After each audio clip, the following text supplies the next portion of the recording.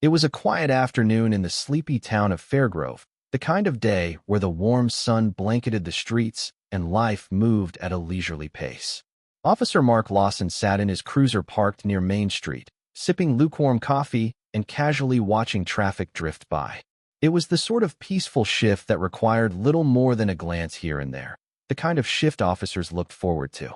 He had no way of knowing that within the next hour, something would unfold that would leave the entire police department in stunned silence, and forever change how he saw the people he was sworn to protect.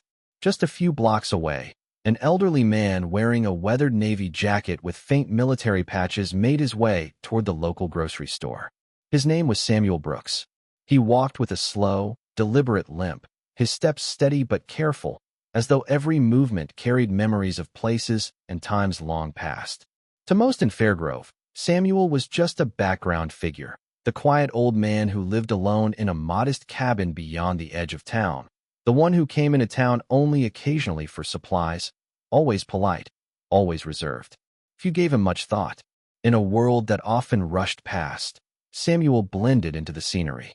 The bell above the grocery store door chimed softly as he entered, the smell of freshly baked bread and produce filling the air. Samuel moved through the aisles methodically, selecting a loaf of wheat bread, a carton of milk, and a can of beef stew. He offered a soft smile to the cashier, a young woman named Megan who barely glanced up from her phone. Samuel waited his turn patiently at the checkout line, standing behind a man in his early 30s who was fumbling with his groceries. That's when it happened. The man in front of Samuel dropped his wallet, whether accidentally or intentionally, no one could say. It landed near Samuel's feet. A moment later, the man gathered his bags and swiftly exited the store, seemingly in a hurry. Megan, distracted at first, looked up just in time to see Samuel bending slightly. She assumed the worst. "You picked up that wallet," she snapped accusingly, her voice sharp. Samuel blinked, startled. "No, miss," he said quietly. "I didn't pick up anything." But Megan was convinced she had seen enough.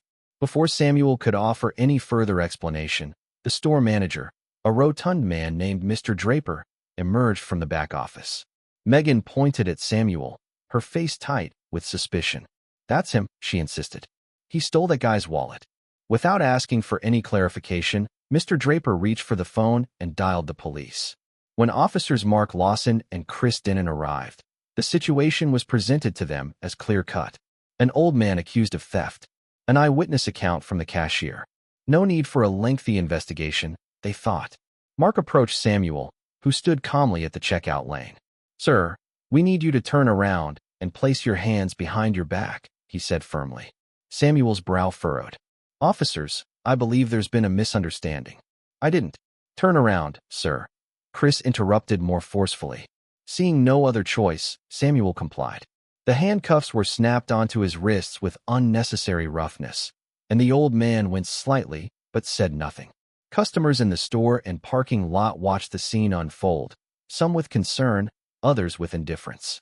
Samuel was led out to the patrol car like a criminal, his slow steps echoing against the pavement. At the Fairgrove police station, Samuel was placed into a holding cell without ceremony. His jacket was tossed carelessly onto a bench.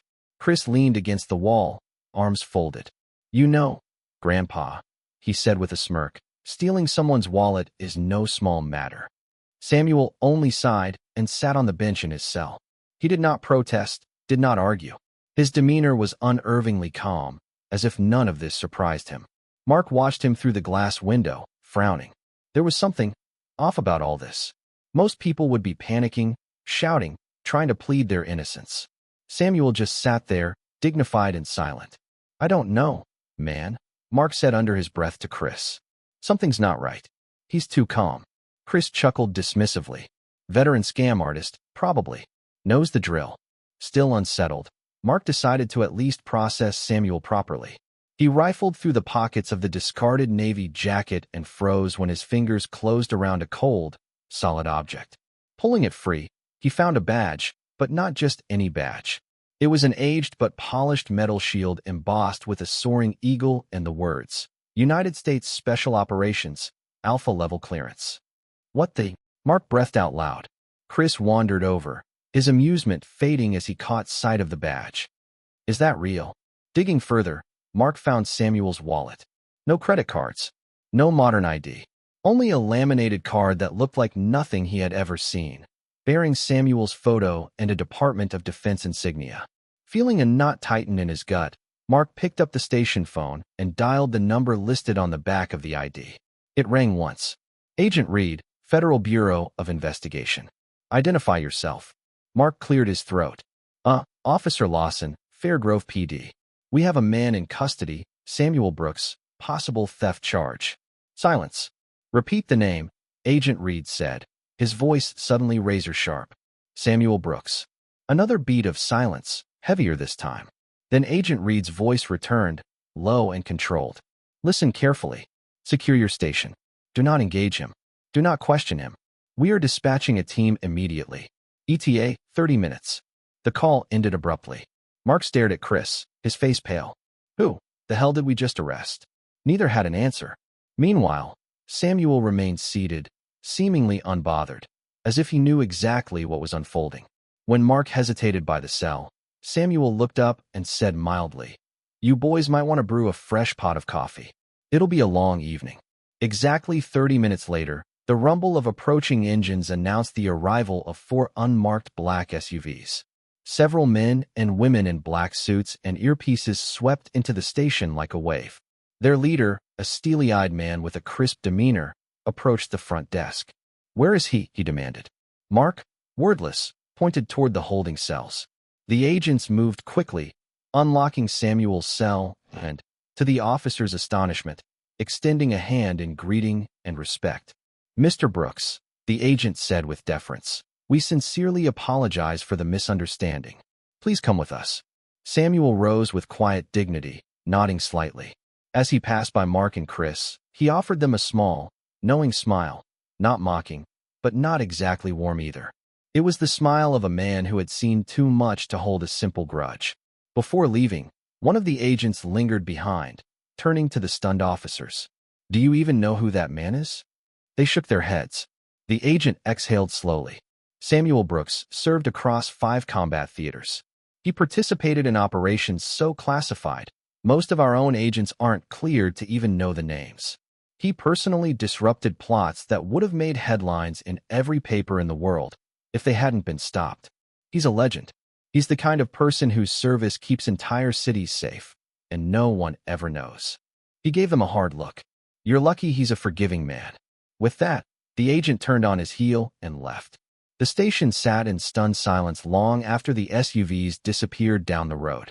Mark lowered himself into a chair, replaying the past few hours over and over. The way they manhandled Samuel. The way they assumed. The way they never even asked for his side of the story. Chris broke the silence first. I feel like a damn fool. Mark nodded numbly. We treated a national hero like a criminal. A week later, a plain brown envelope arrived at the Fairgrove police station. It was addressed simply, to Officers Lawson and Denton. Inside was a short handwritten note. We all make mistakes. What matters is what we learn from them. Stay sharp. Stay humble. Samuel Brooks. Tucked alongside the letter was a gleaming military challenge coin, one few civilians ever saw, and even fewer received. It was an honor, a reminder, and a quiet forgiveness all at once. Mark held the coin in his hand for a long time, feeling the weight of it, the history it represented. Sometimes, he realized, the quietest people carry the loudest stories. Sometimes, the person you dismiss is the one who once protected everything you hold dear. Samuel Brooks was not just an old man. He was a sentinel wrapped in humility, and Fairgrove's officers would never look at another person quite the same way again.